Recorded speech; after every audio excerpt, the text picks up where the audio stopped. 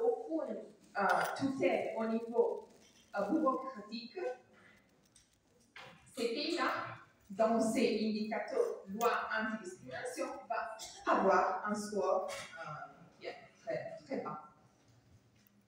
Autre indicateur, éducation et mobilité sociale, participation sociale et politique, accès aux médias et liberté d'expression, tolérance et perception des minorités. Donc, l'idée est qu'on va avoir toutes ces données dans notre comme indicateur et maintenant où on prend toutes les données. Par exemple, si je dois comprendre c'est le Maroc, quel est l'indice du dialogue interculturel du Maroc, je vais voir les politiques nationales, les institutions internationales, qu'est-ce qu'elles disent, les enquêtes d'opinion, les indices qui sont déjà existants. Donc, comme ça, mais quel est le choix politique? Le choix politique est de dire on va voir s'il y a des lois sur l'immigration et la diversité. Ça, c'est le choix. On pourrait juste dire, par exemple, on va juste voir la Constitution. Et les mêmes indices peuvent changer. Donc, ça, ce sont tous les indicateurs. Pourquoi j'ai mis ça? Juste pour vous donner un exemple de comment tout ça, ce sont des choix. Donc, par exemple, de voir s'il y a des personnes avec double citoyenneté, ça, c'était un choix qui a été fait au niveau politique au moment où l'indice a été créé.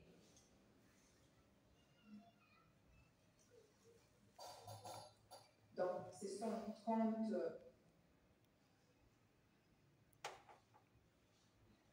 31 indicateurs. Et, bon, ici, je vais vous montrer juste comme ça pour voir qu'est-ce que ça signifie. Donc, ici, on a l'indice du dialogue interculturel. Et là, on a l'indice de la démocratie, qui est en train de mesurer la démocratie. Alors, je vous laisse trouver où est votre pays préféré. Le mien est le Maroc, peut-être le vôtre l'Italie. Et donc, l'idée est, quelle est ma thèse? Qu'est-ce que je suis en train de vous dire? Que cet indice existe. Donc, on ne parle pas que de on doit être fier, mais qu'on parle de choses qu'on peut mesurer au niveau scientifique. Les dialogues interculturels peuvent être mesurés au niveau scientifique. Et trois, que ce dialogue, l'indice du dialogue interculturel peut être connecté à des autres indices, comme par exemple l'indice qui est capable de mesurer la démocratie, l'indice qui est capable de mesurer la stabilité politique. Donc, il y a une relation entre la protection du dialogue interculturel et la stabilité politique. Ça a été démontré par cette étude. Une corrélation avec l'indice de la perception de la corruption. Donc, quand on parle de dialogue interculturel, on peut en parler dans une façon scientifique. Alors, ici, je vais clôturer avec les bias.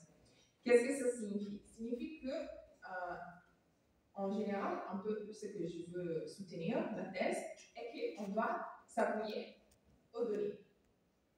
Mais les données ne sont pas tout à fait fiables. Merci. Il y a des bias. Et ces bias sont dans les données mêmes et sont aussi dans nous. Et on doit être conscient de ça. Alors, les bias des données, qu'est-ce que ça signifie? Il peut avoir de problèmes dans la collecte des données. Donc, j'ai choisi à qui je vais poser des questions. Par exemple, je fais un exemple. On doit vérifier la situation économique d'un pays. Je vais juste dans les quartiers résidentiels avec les villas et je demande aux gens quel est ton salaire. Ils vont dire 1 million de dirhams, n'est-ce pas?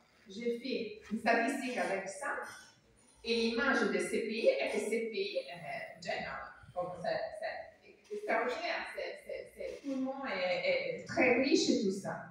Donc ça, c'est un bias dans les collectes de données, parce que je ne suis pas capable de voir vraiment toute la situation. J'ai fait un choix politique, à nouveau, choix politique, de dire que je vais collecter seulement les données que j'aime plus.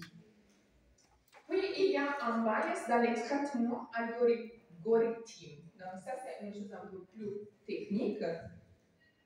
Mais évidemment, si dans un pays, il y a 2 personnes qui gagnent 2 millions de dirhams et 500 qui gagnent 1 dirham, je ne sais pas, non, 1 euro, vous faites le marque que vous voulez. Puis on fait la moyenne. Bon, l'image du pays est que ce pays est on average. C'est juste, ça marche. Mais non, la situation est qu'on a 100 personnes dans la pauvreté, juste 2 personnes qui sont très riches. On fait la moyenne me dit que tout ça marche, mais non. Donc, on doit aussi utiliser. Quels étaient les bias? Les bias, c'est que j'ai choisi comme algorithme de faire une moyenne. Mais la moyenne, dans ces cas-là, n'était pas capable de représenter la réalité. Puis, il y a les bias d'interprétation. J'ai fait un exemple. On dit qu'il y a 90% de migration en plus que l'année passée. Donc, tout le monde dit, oh là, ça c'est très, très grand, c'est énorme, comment c'est possible? Et puis, on va voir les numéros en soi-même. Et on parlait de 100 personnes par an. Donc, même si on fait 80 personnes en plus, bon, dans millions de la population, ce phénomène-là n'est pas un phénomène qui est une catastrophe. Donc, aussi, l'interprétation qu'on donne aux données est importante. Et souvent, dans les discours politiques, on parle beaucoup de percentage, personnes, donc 50%, 60%, comme ça, mais sans vraiment expliquer de quoi on est en train de parler. Est-ce qu'on est en train de parler des millions de personnes ou juste de 2 ou 3 personnes? Et puis, on a les bias entre nous. Et on doit être conscient de ça, parce que l'être humain est né pour catégoriser. C'est normal, parce qu'on a beaucoup d'informations à élaborer chaque jour. Donc, on tend à dire, OK, toi, tu es rouge, moi, je suis vert, même s'il y a beaucoup de couleurs dans cette range. Donc, il y a, et ça c'est normal, une tendance à apprécier, à évaluer très positivement les personnes qui nous sont similaires. Ça, c'est étudié au niveau neuroscientifique. C'est comme ça, c'est pas bon ou mauvais, mais on doit être conscient de ça.